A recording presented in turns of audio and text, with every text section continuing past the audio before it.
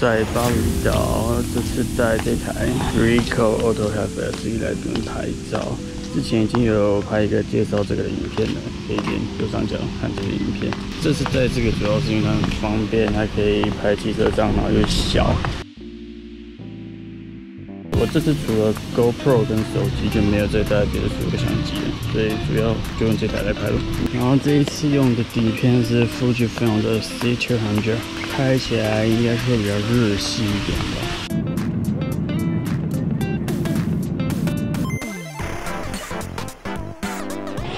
想来海边吃个海鲜，不过爆热的。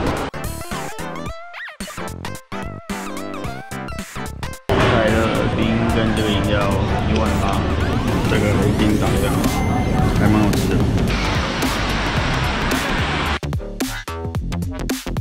现在太阳比较下山一点，拍一下这个玉米汤，超怪的感觉。那晚上我们出来在饭店的附近走的时候，挺机器人的 shooter。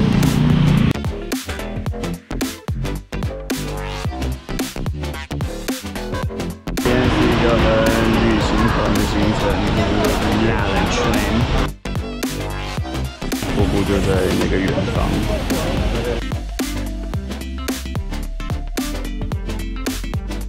乌布皇宫，这边就是传统式副手这边。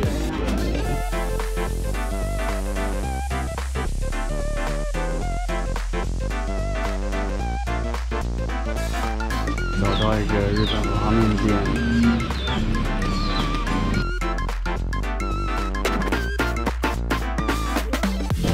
我们今天也要去浮潜啦！终于巴厘岛的海，下去一下。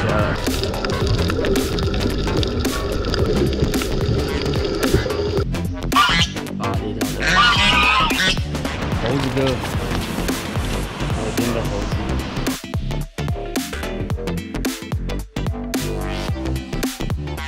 长途跋涉之后，我们现在到我们的 villa。鳄鱼哥，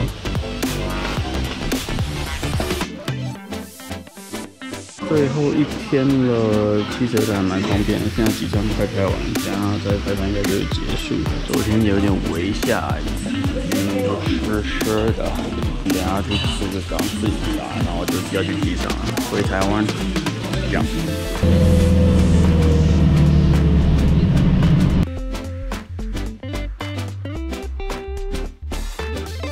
回来到机场了，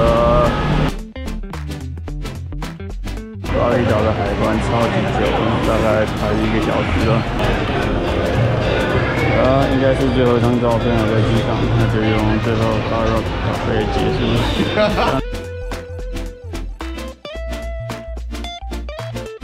好，准备回台湾吃大吃好了，然后刚才在隔壁看到长龙，对，这样因为。